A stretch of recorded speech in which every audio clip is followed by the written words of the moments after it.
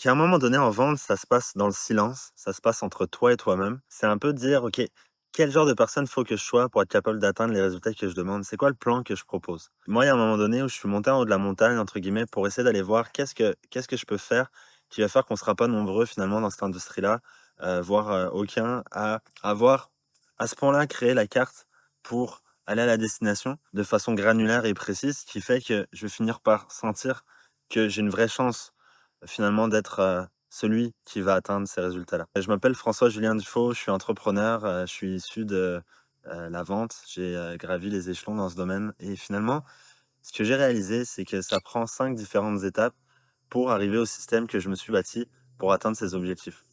Alors la première étape déjà, c'est de se demander pourquoi on veut, notre objectif. Il y a des gens qui veulent juste, subsister en vente, il y a des gens qui veulent atteindre des résultats exceptionnels. Il y a aussi des gens dont l'ego va faire qui vont prendre la direction d'un chiffre, d'un résultat élevé sans savoir trop pourquoi et ça, si tu mets ta vie au service de ton business plutôt que de mettre ton business au service de ta vie, c'est vrai que tu peux te mettre dans le rouge. Donc déjà, tout d'abord, première étape de la formule, bien s'assurer de pourquoi on veut tel ou tel objectif. Tu veux pas monter la mauvaise montagne finalement, comme on dit souvent. Deuxième chose, si quelqu'un me dit par exemple: «Je veux faire X dollars cette année, dans ma, pratique», mais, si tu veux faire par exemple 500 000 $, est-ce que tu veux 5 clients qui rapportent 100 000 $ à ton entreprise, 25 clients qui rapportent 25 000 $ à ton entreprise? C'est quoi ton ticket moyen? Est-ce que tu fais du volume? Est-ce que tu fais du gros ticket de vente finalement? Ça, c'est une vraie question à se poser puisque on manifeste plus tangiblement notre objectif si on se dit: «Je propose un plan pour avoir 25 clients d'en moyenne 25 000 $ de chiffre d'affaires rapporté à la société, cette année». En termes de vente finalement, plutôt que si on dit: «Je veux atteindre 500 000». Parce que là, on va pouvoir faire la prochaine étape, une fois qu'on a notre pourquoi et qu'on a nos objectifs, finalement concrets, c'est-à-dire combien de clients il me faut, quel revenu je veux faire cette année, qui va être identifier sa formule pour avoir un client finalement. Simple, aussi simple que ça. C'est quoi la formule que ça me prend pour avoir un client? Si par exemple, je sais que, d'habitude, je contacte les gens par téléphone et que X appel va me donner X personnes qui décrochent, X personnes qui décrochent va me donner X conversations qui mènent à un rendez-vous, X rendez-vous confirmé. Ensuite, X rendez-vous confirmé égale une proposition et ensuite égale un client confirmé.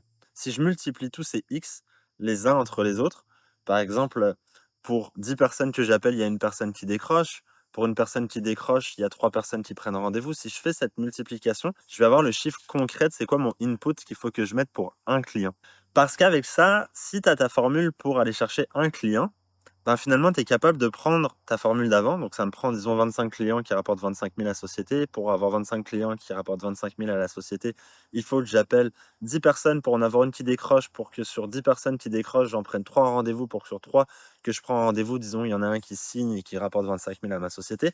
Avec ça, je peux calculer concrètement combien d'appels il faut que je fasse dans cette approche par appel pour avoir le nombre de clients que je veux cette année. Mon conseil, c'est de rajouter 30 de marge de manœuvre là-dessus pour être sûr. Et puis, bien sûr, de monitorer tout ça de très près au fur et à mesure de chaque jour, chaque mois, chaque semaine, chaque année. Donc là, j'ai ma formule. Maintenant, ce que je vais faire, c'est que je vais faire un suivi serré de tout ça, mais je vais avant tout mettre ça dans l'agenda. C'est-à-dire, si par exemple, il faut que je fasse 10 000 appels cette année téléphoniques, croyez-le ou non, mais c'est très faisable. Moi, pendant plusieurs années, j'ai fait, en moyenne plus de 10 000 appels, par année. Donc, le mettre dans l'agenda, c'est se dire: «Bah, voilà, moi, pendant 5 jours par semaine, je vais dédier 4 heures par jour non-stop concentré à faire des appels» et donc là, pour revenir au côté de œuvrer dans le silence entre soi et soi-même, plutôt que ça soit un 4 heures d'appel, ça prend une dimension sacrée quand tu sais que c'est connecté à ton plan 1 an, qui est connecté à ton plan de vie, que ça met ton business au service de ta vie et que ça peut finalement créer des moments comme, celui que je suis en train de vivre aujourd'hui. Voilà finalement ce que je dirais pour être capable de le planifier. Après, l'essentiel, c'est de garder vraiment l'œil sur sa planification. Moi, ce que je faisais, c'était des Google Sheets et des carnets. Dans le carnet, chaque jour, j'allais noter le nombre d'appels, le nombre de rendez-vous et les nombres des gens que j'avais rencontrés. Je vais entourer par la suite le nom de la personne que j'ai finalement eu comme client, où est-ce que j'ai signé le contrat.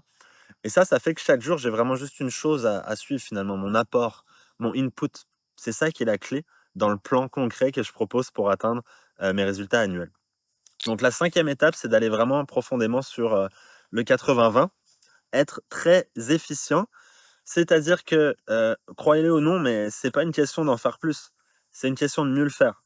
C'est une question de faire plus, profond, notre tranchée, plutôt que de faire une tranchée plus large. Et ça, ben, finalement, ça passe par, parler aux bonnes personnes, faire ce qu'on appelle de la haute probabilité en vente, c'est-à-dire connecter avec des gens qui, sont, vraiment en demande de ce dont ce qu'on propose et aussi qui vont être, disposés à continuer la conversation.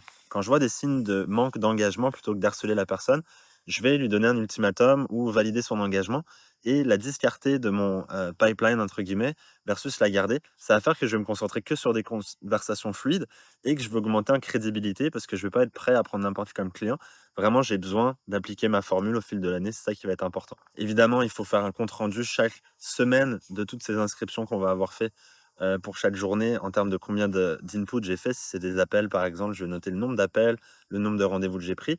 Et tout ça va être traduit en objectifs mensuels, en objectifs trimestriels. Et ça va être important de documenter, donc à chaque trimestre, avant le début du prochain trimestre, finalement, quels vont être les objectifs d'apport pour arriver au résultat souhaité.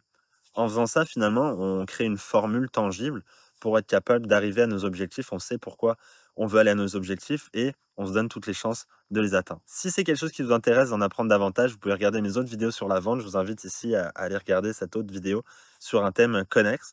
Donc, on va s'intéresser à l'efficience et puis à la formule pour avoir un client. Et je vous dis à la prochaine pour les prochaines vidéos.